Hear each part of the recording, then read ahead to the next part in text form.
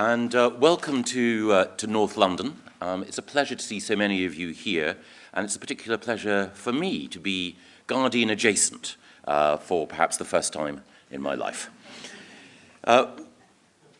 We shape buildings, Winston Churchill argued, and then they shape us. The quality of the homes that we live in, the physical nature of our neighborhoods, the design of our communities determines so much. Our health, our happiness, our prosperity, our productivity, all depend on where we live.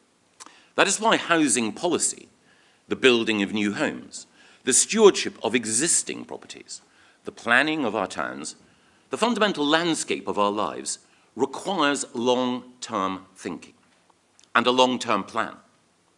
In the months that I've been in this role, we've been developing and implementing just such a plan. Today, I want to outline the ambitions that that plan embodies and the critical next steps that we need to take over the years to come to build a better Britain. A Britain with many more homes, an assured path to home ownership, and homes in the right places. Our long-term plan has 10 principles. The regeneration and renaissance of the hearts of 20 of our most important towns and cities. Supercharging Europe's science capital. Building beautiful and making architecture great again, building great public services into the heart of every community, communities taking back control of their future, greener homes, greener landscapes, and greenbelt protection, a new deal for tenants and landlords, ensuring that every home is safe, decent, and warm, liberating leaseholders, and extending ownership to a new generation. Our long-term plan for housing comes at a critical moment for the housing market. We have a record of delivery. We've built more homes over our time in office than Labour did under Tony Blair and Gordon Brown. In this Parliament, we've delivered the highest number of new homes in a year for 3 decades, and we've ensured the highest number of first-time buyers in 2 decades. And we will meet our manifesto target of delivering 1 million new homes in this Parliament. Not only that, but our 11.5 billion affordable homes programme is delivering well over 100,000 affordable homes. And we're scaling up to deliver tens of thousands of new homes specifically for social rent. But we know that there are immediate challenges to future growth. Across the developed world, there are economic pressures. And there is, therefore, a need for radical action to unlock the supply of new homes. In every Western country, inflation is a barrier to building. Inflation has pushed up the price of materials. It has required interest rates to rise. It's squeezed access to credit, and with tight labour markets across the West, construction has everywhere become more difficult. But construction is more necessary than ever. So tackling inflation is critical to the implementation of our plan. The steps the Prime Minister and the Chancellor have taken to control public spending and borrowing, and our broader fiscal and monetary strategy are working. Inflation is coming down. But we need to maintain that discipline, which is why the Labour Party's proposals to borrow an additional £28 billion every year, their failure to support sustainable pay settlements, and their policy of unilateral energy disarmament are so dangerous. Each is inflationary. Together, they would be the ingredients of an acid which would corrode the foundations of economic recovery. Instead, underpinning our long-term plan for economic recovery is a long-term plan for housing. And the first and most important component of that plan is our programme of urban regeneration and a new inner-city renaissance. Renaissance because we want to ensure that our cities have all the ingredients for success that we identified in our Levelling Up white paper last year as the Medici model. Beautiful homes, flourishing public spaces, cultural jewels, safe and orderly streets, space for trees and nature, centres of educational excellence, dynamic new businesses, and excellent public services. In our white paper, we committed to the regeneration of 20 places across England as the core of our long-term plan for housing. And today, I want to say more about how we are implementing our ambitions. We are unequivocally, unapologetically, and intensively concentrating our biggest efforts in the hearts of our cities, because that's the right thing to do, economically, environmentally, and culturally. As my colleague Neil O'Brien argued in his landmark study for the think tank Onward on housing, green, pleasant, and affordable, cities are where the demand for housing is greatest. It's better for the environment, the economy, for productivity and for well-being if we use all of the levers that we have to promote urban regeneration rather than swallowing up virgin land. That's why we will enable brownfield development rather than greenbelt erosion, sustainable growth rather than suburban sprawl. And there is a direct contrast here between our approach and Labour's. Labour politicians, with a few exceptions, have failed to deliver housing in urban areas, most conspicuously here in inner London. The policy now is to cover up that failure by ending protection for the greenbelt, encouraging the sort of thoughtless, piecemeal, sequential development which will only mean low-quality development sprawling out from existing settlements without proper infrastructure or regard to our environment. The approach that Labour now embrace pits communities against growth rather than unlocking real progress. And it's especially unconvincing when so many Labour frontbenchers have themselves campaigned directly against development in their own constituencies. It's a case of do what I say, not what I have done, at least until their next change of policy. So the economic and environmental imperatives all point towards a move away from a land-hungry destruction of natural habitats in favour of a much more efficient regeneration of our cities. And in the UK, we've been markedly inefficient in this regard, inefficient in how we use land. In recent years, the rates of house building in rural areas have been greater than in urban areas. And in our cities, especially those outside London, the population densities are much lower than in comparable competitor Western nations. We occupy more land with fewer people.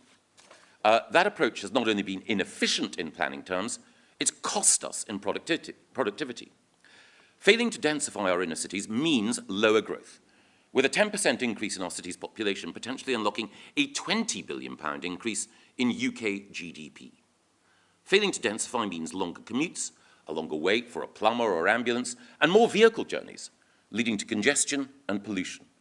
At present, only 40% of people living in our great cities can get into the city centre in 30 minutes by public transport, compared to over 2/3 of the population in comparable European cities.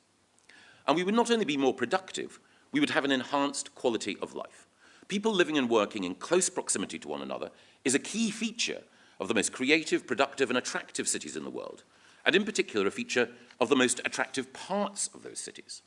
The heart of Gaudi's Barcelona, the Haussmann Design Centre of Paris, the Nash Terraces of Regent's Park, the apartment blocks of Pimlico, Marylebone and Knightsbridge, Edinburgh's Newtown, the Upper West Side of Manhattan, or the centres of Boston or Austin, Texas, all are districts where what economists call the agglomeration effect, the mixing of talent and opportunity which sparks innovation and growth, is marked. Densification of our inner cities would not just enhance economic efficiency and free up leisure time, it would also help with climate change. Denser cities on the American eastern seaboard emit 50% less carbon than the suburban and ex-urban areas near them. That's why we've been developing and implementing policies explicitly designed to support urban regeneration. We've given our metro mayors more powers and resource to build homes in our cities. We've allocated an extra £250 million to the Greater Manchester Combined Authority and to the West Midlands. And we've shifted government funding already to support housing delivery, the money needed to assemble and then to remediate the land on which the private sector can then build. And this week, a further £1 billion will be launched to make brownfield land fit for development in our cities and towns, including landmark investments in Greater Manchester and the West Midlands. In addition, the new infrastructure levy, which we are legislating for in the Levelling Up and Regeneration Bill, will further incentivise that brownfield development. Developers aiming to build on greenfield sites will have to pay more to provide for the new affordable housing and the infrastructure necessary in areas where there just aren't the roads, the GP surgeries, the schools and shops already in place. By contrast, in urban areas where the infrastructure already exists, and indeed in London where school rolls are falling in the heart of the city, densification and growth can ensure existing public services thrive and remain sustainable. And to make it cheaper for development to deliver more affordable housing, more schools and hospitals when it's right for the community, our Levelling Up and Regeneration Bill will eliminate the hope value that landowners and property speculators try to extract from any sale. And we're already supporting gentle densification of existing areas of housing through our proposal for street votes, where local communities can collectively decide to extend their homes to capture more value and to create more space for new householders or bigger families. We're also consulting on new and expanded permitted development rights to maximise the potential of existing buildings for new homes. And as I look forward to publishing the updated National Planning Policy Framework a little bit later this year, we're looking at how we can support more development on small sites to support more upward construction with existing beautiful street design. And we want to see agreed development and plans go ahead on locally agreed sites. We are then also tackling at source some of the reasons that have held back investment in the flats and the apartment blocks that help urban regeneration and densification. In the aftermath of the Grenfell fire, the market for many properties in our cities froze because of the fire safety issues which had gone unaddressed for years. That meant that householders were in the terrible position where they couldn't sell their homes until they had a commitment that remediation would be undertaken. We took decisive steps to unfreeze the market, to protect leaseholders, to get developers to pay for that remediation, and to prompt lenders to start offering mortgages on those properties once more. And today we're taking further steps by opening our new cladding safety scheme and also providing much desired clarity to builders that 18 metres will be the new threshold that we will introduce for new buildings requiring second staircases. And of course there'll be transitional arrangements in place to make sure that there is no disruption to housing supply. All of these building safety measures have got a vital sector of our urban housing market moving again. And that lays the ground for the further expansion we now need. Because we know that there have recently been successful examples of the sort of urban regeneration that I've been envisaging. The wonderful King's Cross redevelopment in London, where we are today, the transformation of central Manchester, the riverside development in Newcastle. But as I've explained, we must now go further. While some local leaders have set the pace in building homes in urban areas, with Andy Street in the West Midlands exceeding the numbers assessed as necessary for his authority, delivery elsewhere is behind where we need to be.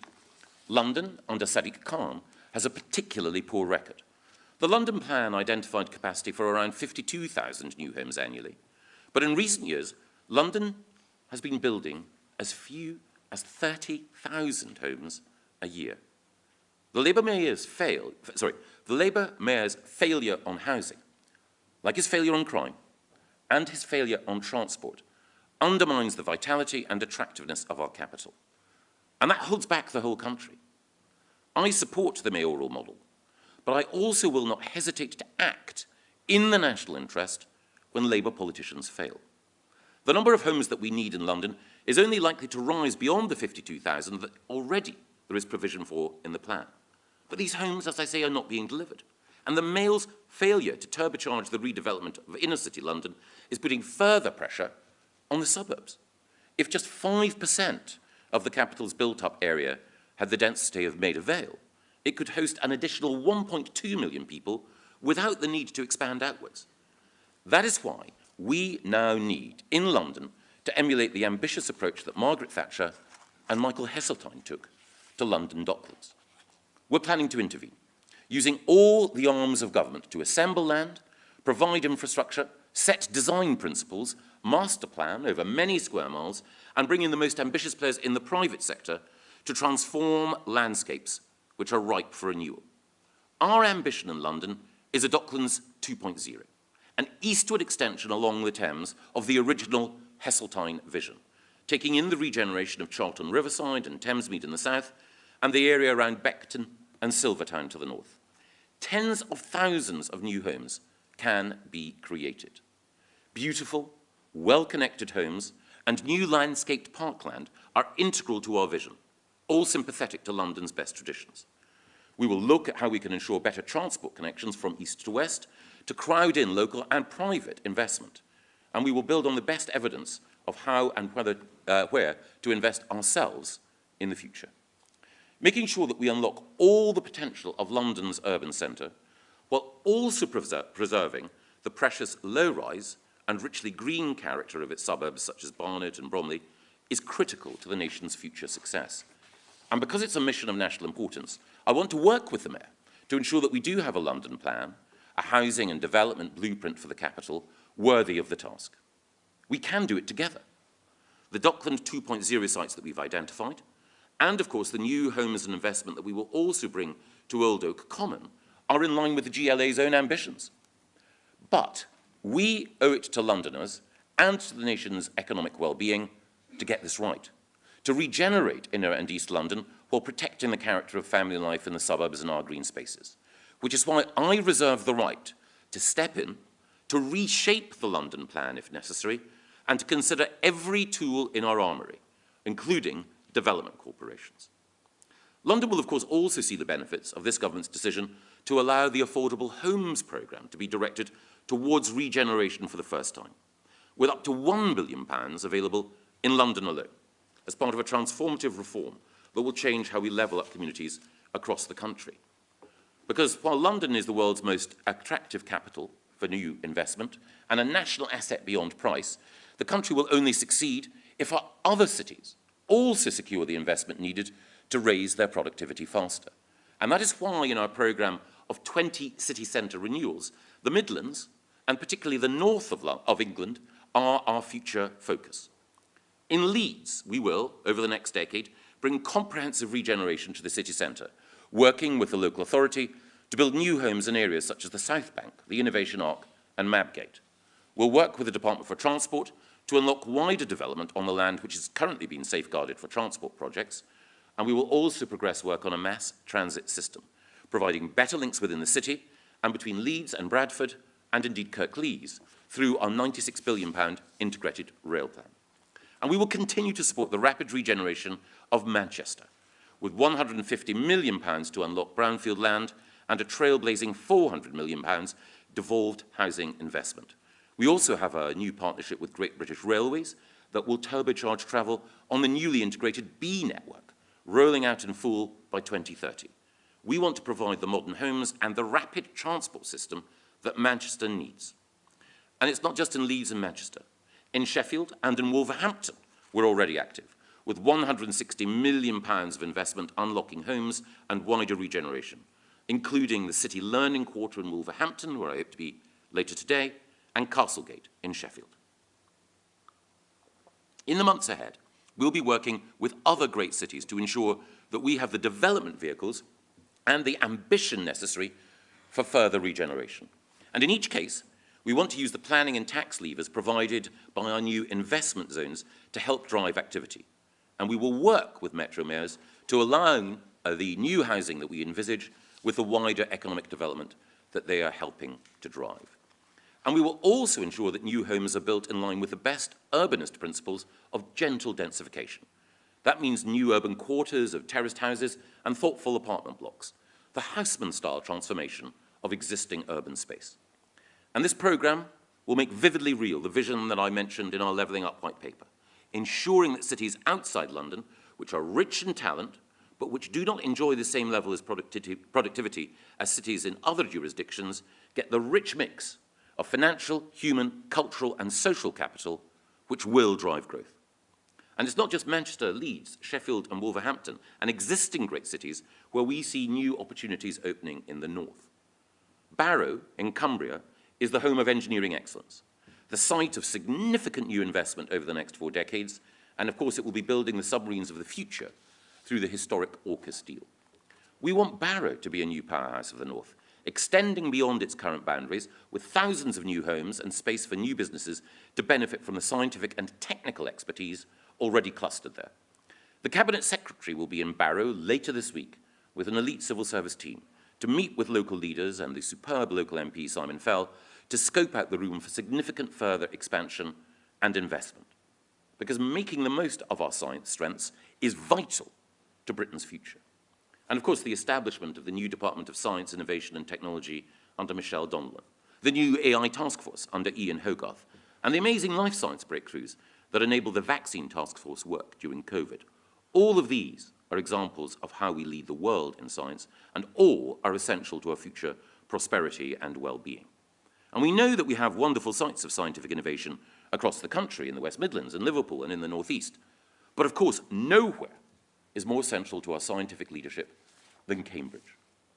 Cambridge has been one of the intellectual centres of the world for 8 centuries, the home of Newton, Widdowson, Rutherford, Crick, Watson, Franklin, Venki Ramakrishnan and Richard Henderson. the birthplace of generations of innovation. But Cambridge's future potential has been circumscribed by a lack of new space for lab capacity and research activity, and also by the constraints on new housing, which have priced new graduates out of the market and have also made attracting and retaining talent harder.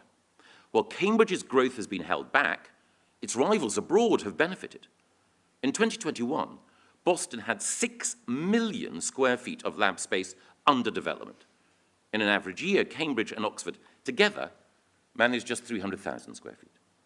In Cambridge today, you have to wait almost a year for the next available lab space, and that's no way to incubate the dynamic technological innovators that we sorely need. So this government will now start to write the next expansive chapter in Cambridge's story of scientific endeavour.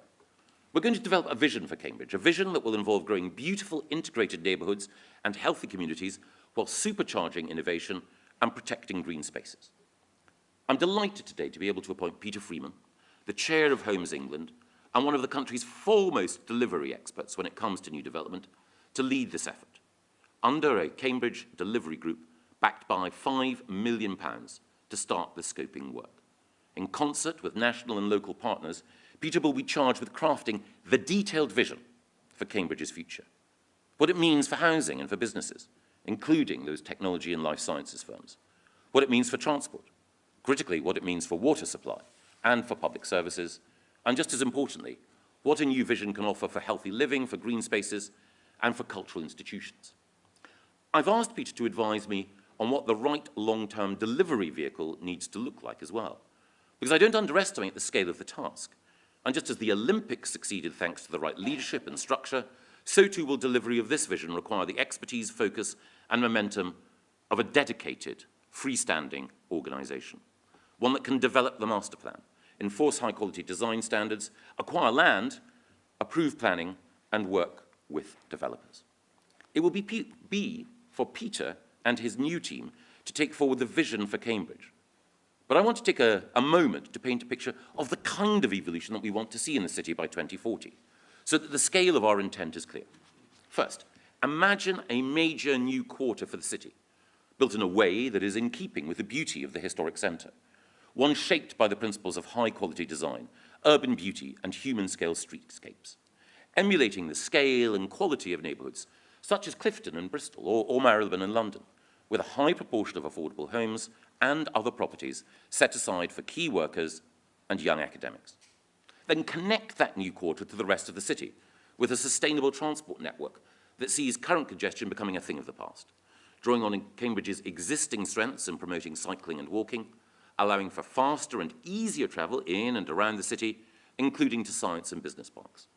Then think about expanding existing commercial infrastructure so that the constraints that businesses currently face, including on lab capacity, are removed, supporting more jobs and more growth. Next, turn your mind's eye to how the environment might look in which those living and working in Cambridge will spend their evenings and weekends, adding to Parker's Peace, Jesus Green and the Botanic Garden a substantial new green space that rivals not just the royal parks of the capital, but the best urban parks in the world. And in the wider region, we could support some of our most remarkable nature reserves, such as Wicken Fair, with what could become a new national park. Finally, we can envisage new centres for culture, perhaps a natural history museum, or a genuinely world-class concert hall, proudly taking their place alongside some of Cambridge's existing institutions, such as the Fitzwilliam and the Scott Polar. That is the kind of Cambridge that I want to see come 2040. And under Peter's leadership, the hard work to deliver against that ambition starts today. But to achieve success in this vision of Cambridge, like everywhere else, we need homes that are accepted and wanted by their local communities. And core to that acceptance must be a new philosophy of community-led housing that's beautifully designed, to match local character, has local input, and respects the local environment. That's why we've established a powerful new body to drive building beautifully, the Office for Place, which will find its home in Stoke-on-Trent.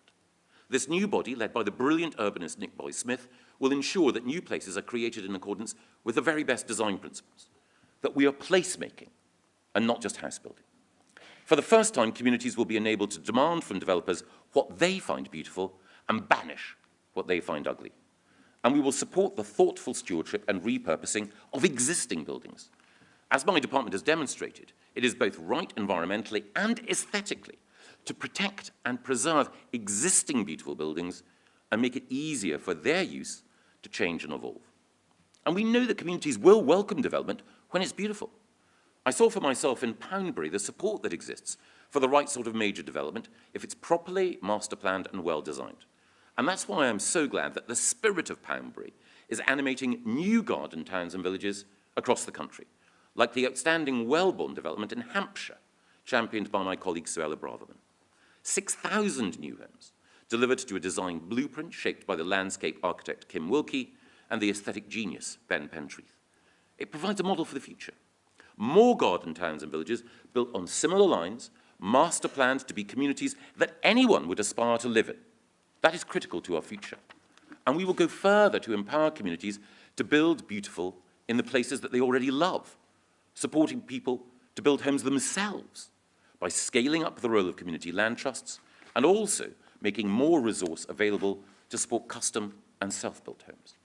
We will also support communities to ensure that the beautiful new homes they want are delivered rapidly. Through the Levelling Up and Regeneration Bill, we are simplifying and speeding up the process of updating local plans. But of course, in order to do that, that means investing in quality planning. So today, we are more than doubling our funding to bust planning backlogs with over £24 million of additional investment. And also, we're creating a new super squad of expert planners, backed by £13 million of new funding to unblock major housing and infrastructure developments. This team will first land in Cambridge to turbocharge development that contributes to our vision for the city. But it will also look at sites across our 8 investment zones in England to help provide high-quality homes which complement the high-quality jobs that are being created. As you can see, we believe in speed and scale. Speed and scale matter, but our pursuit of quantity must not involve, as I've always stressed, any compromise on quality. Too often in the past, we have met housing targets, but in the wrong way, ignoring the need for beautiful and well-constructed homes. Many of the homes which were built at speed and on a significant scale in the 50s and 60s were brutalist blocks or soulless estates. Many are now unsafe, poorly insulated, and prone to damp and mold. And they're also alienating environments rather than loved neighborhoods. We must learn the lessons from these past failures as we build for the future. We must ensure that new builds are of the highest quality, and also that renovation work proceeds apace in our existing housing stock, so that everyone can have a safe, decent, and warm home that meets their family's needs. So for new build homes, we will roll out new design codes, and later this year, we will consult on a universal future home standard, deliver comfortable homes built to be zero carbon, warm in the winter, and cool in the summer. And we will continue, of course, to improve life for those in existing homes. We've reduced the number of non-decent homes by 2.5 million since 2010, but we must go further. We will now more rigorously hold social landlords to account for providing quality homes for their tenants and renovating the stock they have. Because the tragic death of Abab Ishak demonstrated that we need to act, and we in central government need to regulate more robustly. Just last week, our social housing regulation bill became law, and that requires social landlords to respond to serious hazards like damp and mold within new, strict time limits. And of course, we'll penalise those social landlords who fail to make homes decent, with new unlimited fines for failing landlords and the removal of house building subsidies where social landlords are not keeping their existing stock in good repair. And of course, we will also update the decent home standard and apply it to the private rented sector for the first time, tackling the fifth of homes which still do not meet basic standards of inhabitability. Through all of these interventions, we recognise that a house is not just an asset to be traded, but a home to be loved. Countries around the world have always recognised that thoughtful, focused regulation is vital to ensure that everyone involved in the housing market benefits. And that, of course, is why we've also introduced legislation in the private rented sector to deliver a fairer deal for both landlords and tenants. For tenants, we will implement our manifesto commitment to end no-fault evictions, protecting those currently afraid to ask their landlord for basic repairs for fear of losing their home. And we will also help landlords deal with tenants who abuse their position, expanding landlords' ability to evict antisocial tenants or those who willfully refuse to pay rent. And a new ombudsman will provide quicker, cheaper redress alongside reformed court processes which ensure landlords can get their properties back quickly when they need them back. Action again to get our housing market to work. But making the housing market work better will also require fundamental reforms to leasehold law. We want to ensure that those who've paid for their home by acquiring a leasehold can finally truly own their own home by becoming free of an outdated feudal regime which has been holding them back. So we will continue action on exploitative ground rents, expand leaseholders' ability to enfranchise and to take back control from distant freeholders. We will reduce punitive legal service charges, reduce insurance costs, and improve transparency, all in new legislation to be in the King's speech. And of course, this new legislation, these changes to leasehold law, will mean that true home ownership is extended to millions more. But it is also critical to our long-term housing plan to get many more people on a sustainable path to home ownership. Most recently, of course, we've backed existing buyers facing hardship. The Chancellor has worked with lenders to help owners facing temporary difficulties to stay in their homes. And he's extended mortgage interest support to help those who are most vulnerable and who need a helping hand. But through backing British first-time buyers across the country through the tax and planning system, we're also planning to extend the ladder opportunity to many more by prioritising first-time buyers for homes over those with multiple properties, over those seeking to convert family homes into holiday lets, and over speculative buyers who've been seeking to invest only to inflate property prices. Because the Conservative Party is the party of home ownership. We've helped already over 750,000 people to buy their first home since 2010 through programmes including Help to Buy, Right to Buy and shared ownership, and we will go further later this year. All of these steps that we're taking on ownership, on leasehold reform, on decency, on beauty, on simplifying planning procedures, expanding planning capacity, and on regenerating and reviving our inner cities are the components of a long-term plan for safe, decent, warm, beautiful homes for all. In the weeks and months ahead, we'll be saying more and delivering more. The comprehensive and coherent nature of our plan demonstrates a seriousness of intent in improving the supply of new homes that I fear the opposition simply don't have. Labour's approach is to return to the failures of the past, to encourage urban sprawl, to ignore environmental imperatives, to omit the need for new infrastructure, to avoid the rigorous work of thoughtful master planning, to neglect the need for urban regeneration, to duck the leadership required to think big, and to forget the importance of beauty and community. Their policies would encourage resistance to development, not incentivize it. They would weaken communities, not strengthen them, and they would see the biggest economic prizes elude our grasp. That's why we are committed to a better way, acting at every level with a vision of national renewal.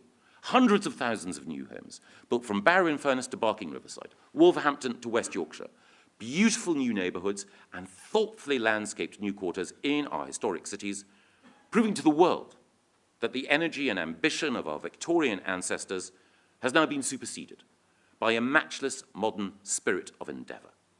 This is a plan to build a better Britain, and it is a plan that we are determined to deliver. Thank you.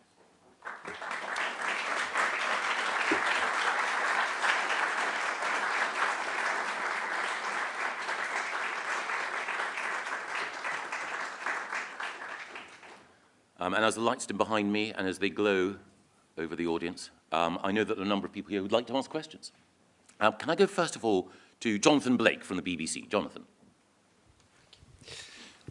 Mr. Gove, is your focus on cities more to do with the fact that fewer Conservative voters tend to live there and an admission of failure, that you can't get the homes built in rural areas and towns that are needed because of continued opposition from your own MPs?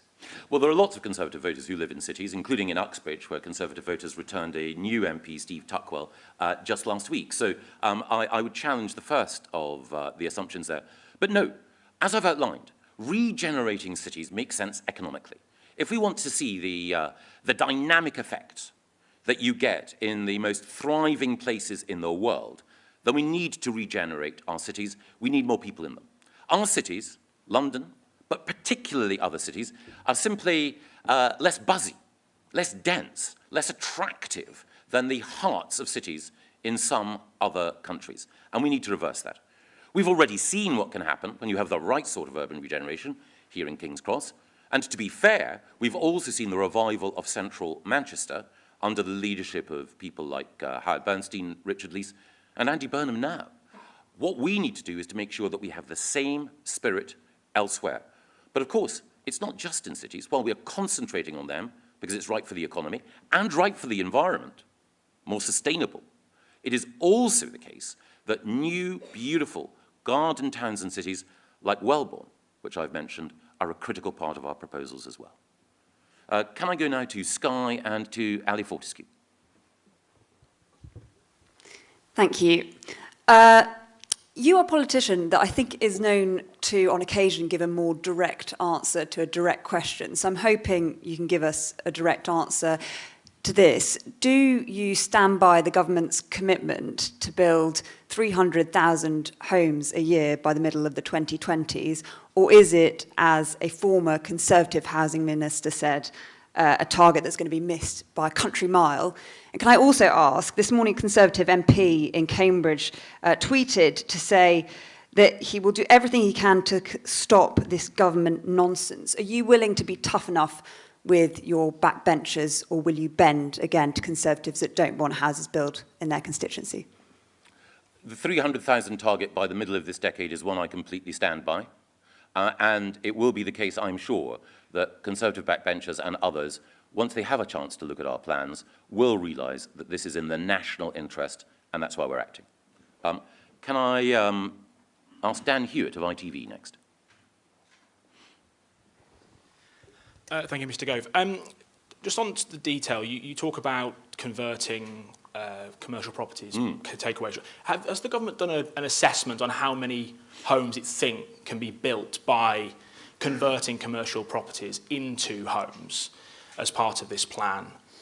You talk about the 300,000 homes a year target. The government has not hit that in a single year since you come into power. We have a housing crisis now on multiple levels. Why should voters believe a word of what you've just said? Well, I hope that people will realise that when I say that we're going to take decisive action, whether it's on building safety or in any other area, action follows. And the 300,000 target is one that we are building towards. I pointed out in my speech that the highest level of house building that we'd had for 3 decades came in the lifetime of this government. Now, I recognise, as everyone does, that inflation makes delivery against that target more difficult. That's why it's more important than ever that we have a long-term plan that covers a variety of different areas. You're right that permitted development rights, making sure that some of the department stores of our high streets, which are now empty, are turned into attractive new homes, for example, will be a critical component part of that, but only one part of that.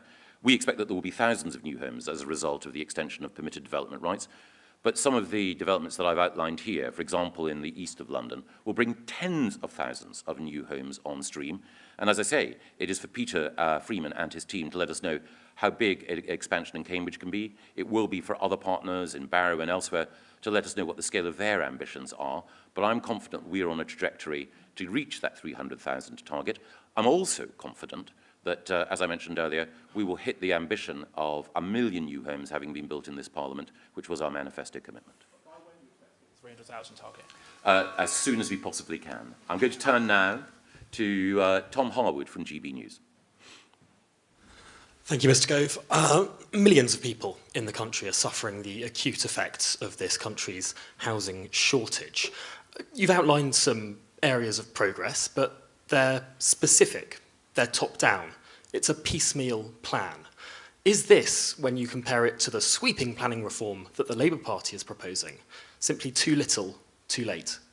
No, I don't think that the Labour Party are putting forward a sweeping planning reform at all. All they have said is that they want to see greenbelt land swallowed up.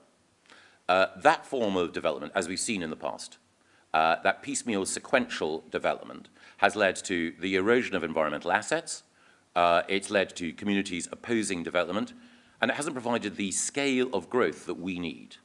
I wouldn't describe the extension of development out across the Thames estuary in the way that we've done as anything other than ambitious on a Heseltinian scale. I wouldn't describe the transformation that we envisage in Leeds, or the growth of Barrow, or the significant growth that we expect to see around Cambridge as piecemeal.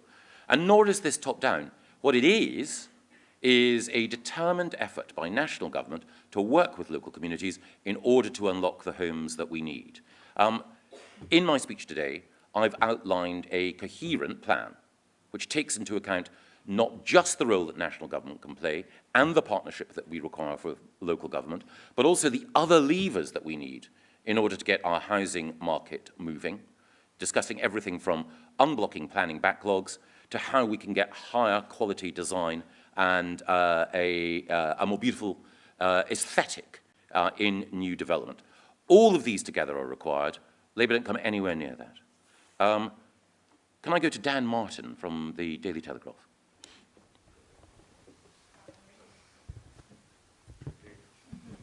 Hi, can I just go back to the MP for South Cambridgeshire? He says your plans for building homes around Cambridge are nonsense. If that's the case, how are you going to get them through?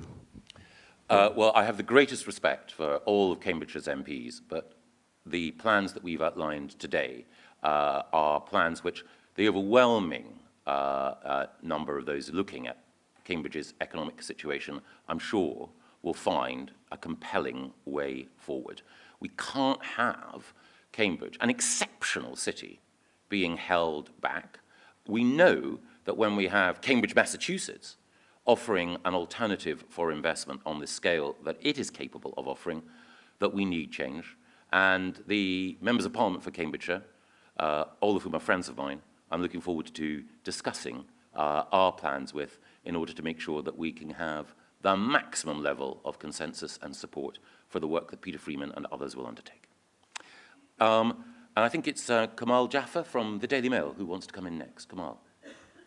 Hi, yeah, you alluded to the Renters Reform Bill during your speech. What would you say to renters who say it's simply taking too long regarding their desperate situation? And what would you say to some of your own colleagues who have publicly and privately come out against it?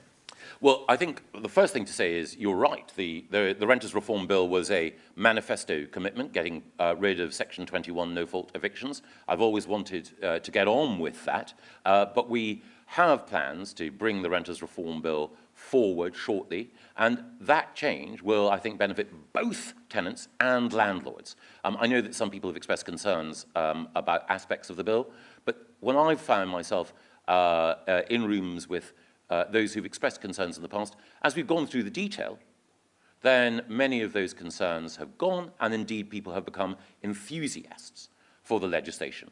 Now, the legislation comes against a backdrop where there are difficulties, of course, in the housing market as a result of interest rate rises. That is why it is so important that our commitment to getting inflation down comes in parallel with the Renters Reform Bill. Any other questions? I think Andy Bell from Channel 5 News.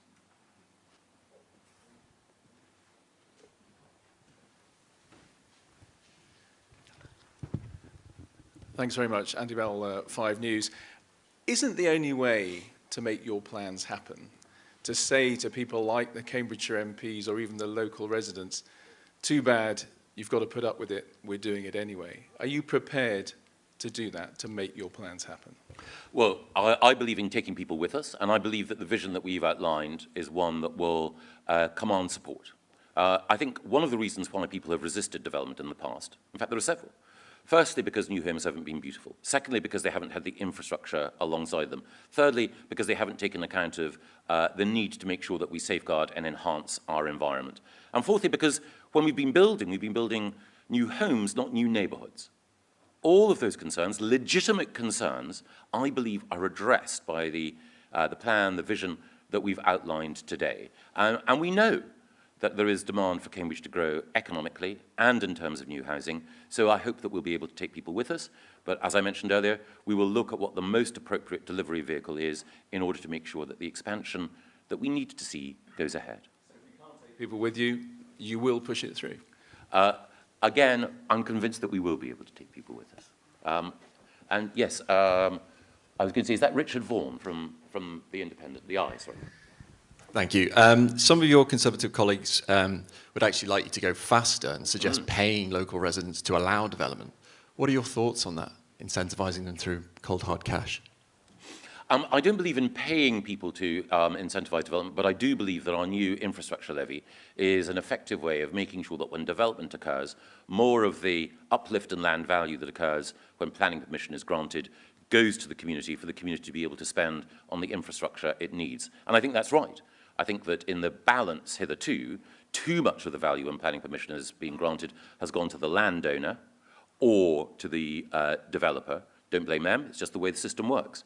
But we need a more equitable approach, and that's what the Levelling Up and Regeneration Bill does.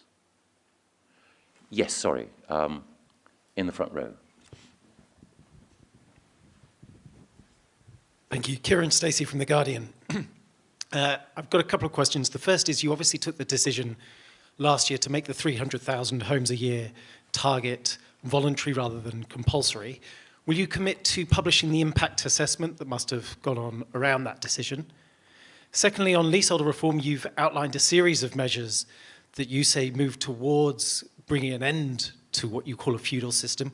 When can people expect an actual end to the leasehold system in England? On the first one, a gentle correction. It's very rare The Guardian will ever get anything wrong. I know it has a reader's editor on those rare occasions that helps to ensure that the record is corrected. We haven't changed our ambitions, our target on 300,000 at all. There's been no change to that. There have been specific changes that we envisage in the National Planning Policy Framework, which will allow those making local plans to take particular account of environmental constraints when meeting the numbers that the standard model produces, but that doesn't affect the 300,000 target. On the second point, what we want to do is to make sure that leaseholders can effectively own their properties, first of all through making enfranchisement easier, getting rid of marriage value, and also capping ground rents, so that people are the true owners of their property. It will still be the case that the legal existence of leasehold and freehold will still be there, but people will effectively be liberated and leasehold will effectively be ended. Yes, just in the third row. I'm Amelia Dunn from Channel 4 News. You've just said that you stand by your commitment to build 300,000 homes by the mid-2020s. The Levelling Up Committee says that that's almost impossible, given you've now dropped that mandatory target. And the property giant Knight Frank says this policy will lead to the building of only hundreds of new homes, not hundreds of thousands that are needed. Is it not the case that the numbers simply don't add up? Well, as I mentioned to your colleague from The Guardian, we haven't dropped the 300,000 target. There are specific changes that we've made to the way in which local plans will be adopted, but we haven't altered the 300,000 target. It's a conclusion that people have drawn erroneously, if I can put it politely. But on the mandatory. Well, it never was. I mean, the 300,000 target remains as it always has been, and I think this is a misunderstanding, as I say. But on the specific point about the hundreds, I think that Knight Frank were commenting on the changes to permitted development rights. As I pointed out in the speech, the scale of development that we're envisaging in London, in Leeds, in Manchester, in Cambridge, in Barrow and elsewhere will mean tens of thousands of new homes. So I think the Knight Frank comments were restricted to what they envisaged the changes in PDRs would mean. But of course, I'd be more than happy to look at their report and respond more fully to them and indeed to anyone else. Yes, the gentleman just in front there. Hi, it's Joe Mays from Bloomberg. You say you want to build 30,000 social houses a year, but many housing associations face significant levels of debt, and that will curtail their ability to build, and their position is worsening because of the weak housing market and rising interest rates. So how are you going to deliver that? Well, we've got an 11.5 billion affordable homes programme. We will work with housing associations and indeed the private sector when they're developing and delivering new homes in order to make sure that we have affordable homes. And I've explicitly said that an 11.5 billion programme should be targeted on, or rather, it should enhance the number of homes which are there for social rent. So it won't happen this year, but it will happen in the future. Yes, the gentleman in the middle row. Thank you. Michael Knowles from Daily Express. Lots of people would say that GP surgeries and schools are already completely oversubscribed. How can you ensure that these plans won't make that problem worse? Well, you're absolutely right, and that's one of the reasons why there has been resistance to development, and one of the reasons why we want thoughtful master planning. So here there is a distinction between the approach that Labour takes, which would be to add to those pressures without an answer on infrastructure, and the approach that we're taking, whereby when we're thinking about urban regeneration and the creation of new urban quarters, we're thinking about them with GP surgeries, primary schools, other services, and urban parkland and green spaces built in from the beginning. And that's the approach, for example, that they're taking to the Wellbourne development that I mentioned earlier, the approach that characterised the King's developments when he was Prince of Wales in Poundbury, Nansledden and elsewhere. Yes, a gentleman there, and a lady there and gentleman there. Good morning. Ben Beadle from the National Residential Landlords Association.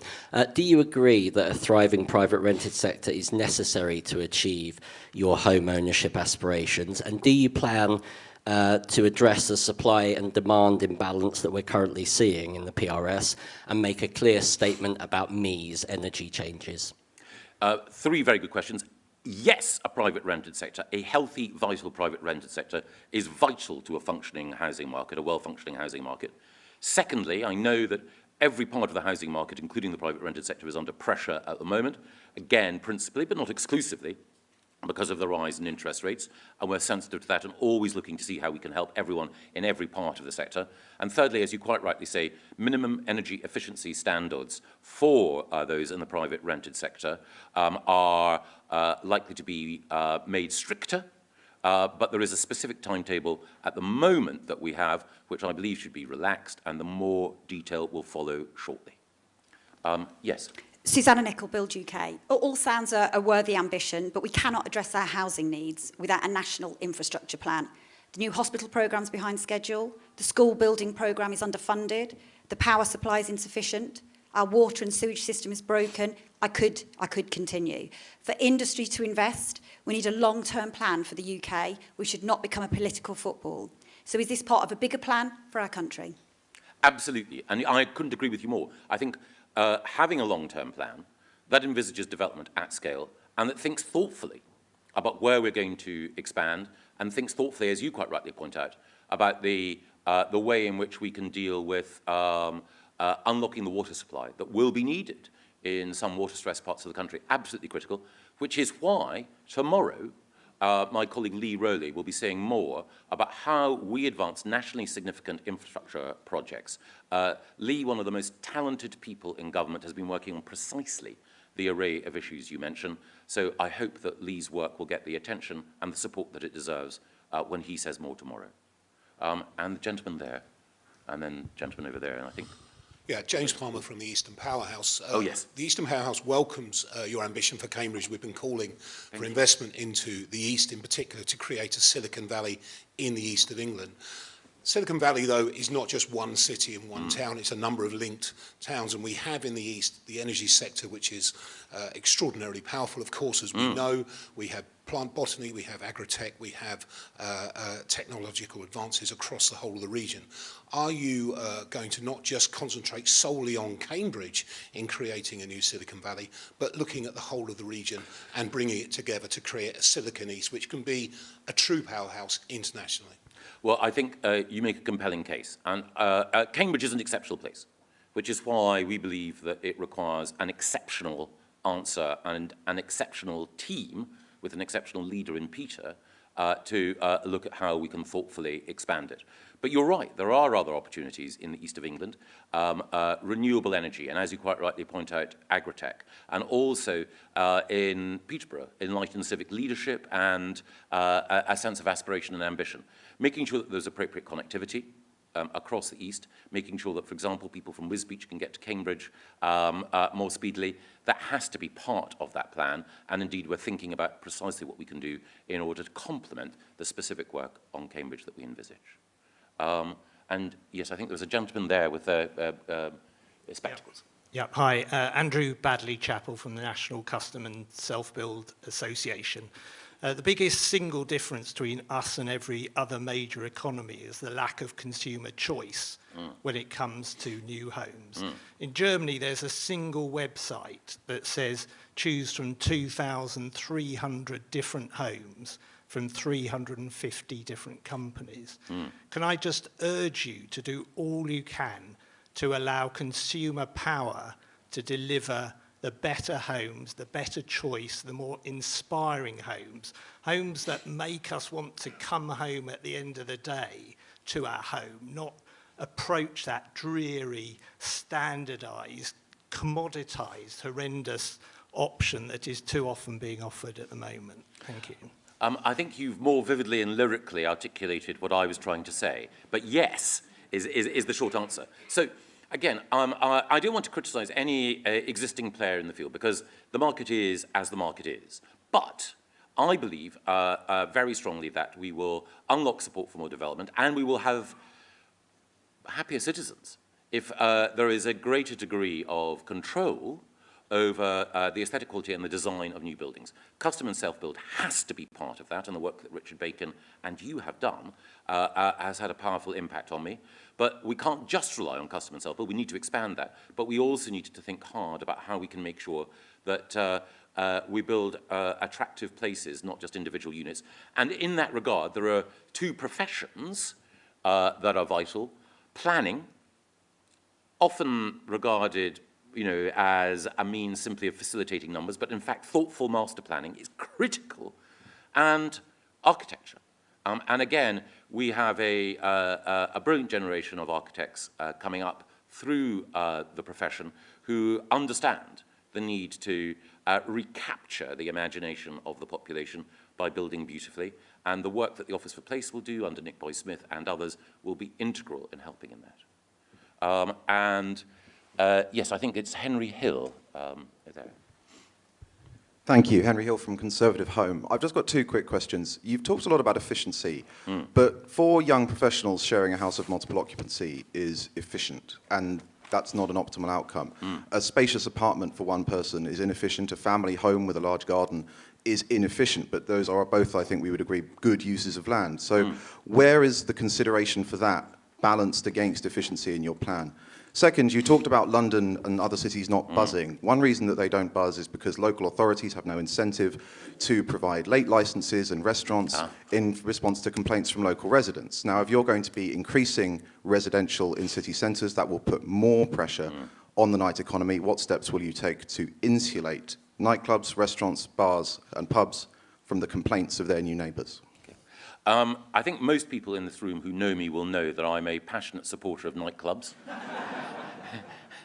and want to do everything possible to keep them open as late as possible. But on a serious point, on the whole question of efficiency, I'm not suggesting that we coop people up like battery hens, not at all. But it is a fact that almost all of our cities are much less efficient in how they use land than comparable cities in Europe, and indeed some in the US as well.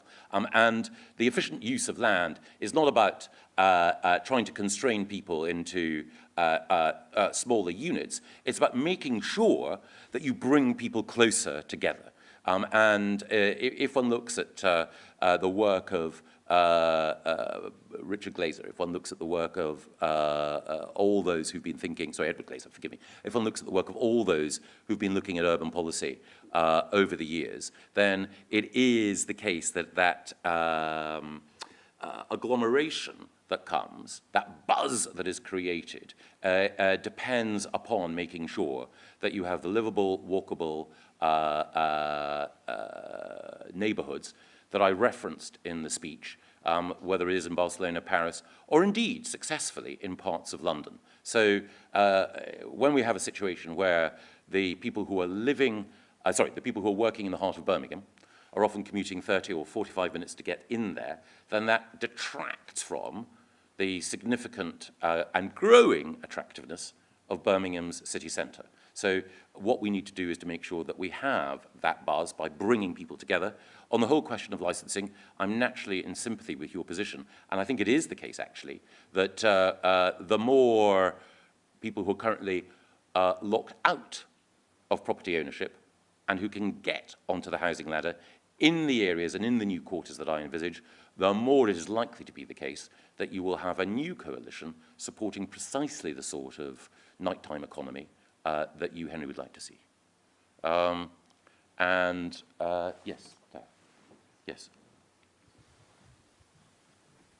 Hello, I'm Ava Santina from Politics Joe. While you're tackling the issues with supply, I was wondering if you'd made any considerations towards Sadiq Khan's call for rent controls and this new housing complex or construction that's going to go on in Silvertown and Cambridge. Has there been any consideration to maybe helping first-time buyers getting onto the ladder and preventing landlords from hoovering them all up? Well, two things there. The first is I don't believe in rent controls. Rent controls, wherever they've been tried, have led to a constriction in supply. So you get the temporary alleviation of pain, but only at the cost of actually making the underlying situation worse. So that's another area where I, like him though I do, where I disagree with Sadiq. On the second point, we need, as I mentioned in response to Ben Beadle from the National Residential Landlords Association, we need a healthy rented sector, because we need to have, both in terms of labour mobility and for other reasons, a mix of different types of tenure within the housing market. But I did mention earlier that we have taken some steps already to ensure that it is more expensive for people to acquire a second, a third or a fourth property than their very first property. So the system is tilted towards, quite rightly, the first-time buyer, but there is more that we can do and more will follow. Gentleman there. Good morning, Ben Toomey from Generation Rent. Thank you for the announcements today. I think a long-term plan is absolutely vital to get a healthier rental sector, as you say. However, the short term is also really important. We had an announcement from government 4 years ago that they would end no-fault arbitrary Section 21 evictions. What's happening right now is every 15 minutes over these summer holidays, a family is packing their bags not to go on summer holiday, but instead to find themselves getting a Section 21 eviction notice. For those families, will you make it a top priority when government and Parliament begins to sit again to bring forward the Renters Reform Bill and actually finally put an end to these evictions? Yes, and I should say that we need to protect those people from the very small minority of bad and exploitative landlords. We absolutely need that protection as well to be brought in. But as I stressed, we also need to make sure that we support good landlords when they are dealing with the very small minority of tenants who behave badly as well. Yes, in the middle row next to the gentleman there, yeah. Hello, Mr. Gove. I'm Sam Stewart from the Nationwide Foundation. So many things I could say, so an excellent speech, thank you. But I have a request, an invitation, and then a question. So my request is regarding the permitted development rights and the expansion of those. Can I just make a request that we do not allow that to replicate the slums and the things that we cannot call homes that have been created recently and over the past decade? The invitation is you are aware of the project that we've been funding down in Bristol, We Can Make at Knoll West, which is urban densification using community-led housing. Please come on down and have a look at it. I know that you've seen the details. And the question is, you've briefly mentioned community-led housing as a foundation. We've been funding this for years.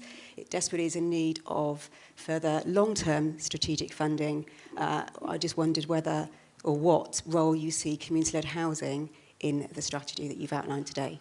Well, thank you. Well, first of all, I do take your point about PDRs. I mean, I think that permitted development rights and a more flexible approach towards use classes overall are a really good thing in terms of unlocking supply, but we do need to learn the lessons from some of the developments that have emerged, which I think reflect some of the concerns that Henry Hill mentioned earlier as well. I'd be delighted to come to Bristol, can't commit to a date yet. And then community-led housing, yes, I completely agree. And I think, again, community land trusts and community-led housing are absolutely vital in helping to unlock supply, because the whole principle that I mentioned earlier of communities feeling that they've taken back control is critical to securing consent and indeed enthusiasm for development. And I think I'll take one last question, because I'm being told that I have to catch a train shortly. So, yes, just at the back there, the lady at the back. Hi, I wanted to ask a question about building safety. So it's really great to hear the long-term plans. The government has the developers' pledge. My question is, do you feel government is doing enough to put pressure on developers to remediate unsafe buildings? I think... If I just add to it, the Yeah. experience on the ground, excuse me, the lived experience on the ground is still, despite developers signing up to the pledge, is housing associations spending tens of thousands every year in legal fees still trying to get developers to put right buildings that are not safe. Well, I want to applaud, first of all, the developers who have signed the pledge. There are two who have held out, and we'll be taking action against those. But you are right, signing the pledge, making that commitment, needs to be followed up by action. My understanding is that developers are keen to get on with it, but if there are specific examples of developers or others who are dragging their feet, then please do let the department know. As I say, I want to work with them because they've made a significant commitment, but of course the most important thing is to make sure that the leaseholders and others who are currently in buildings that require remediation get action quickly. Can I just say thank you very much to you all for coming along today, and it's in the nature of a long-term plan that it will develop. There'll be more from my department, from the Treasury and from others in the weeks and months to come, but thank you all very much. Thank you.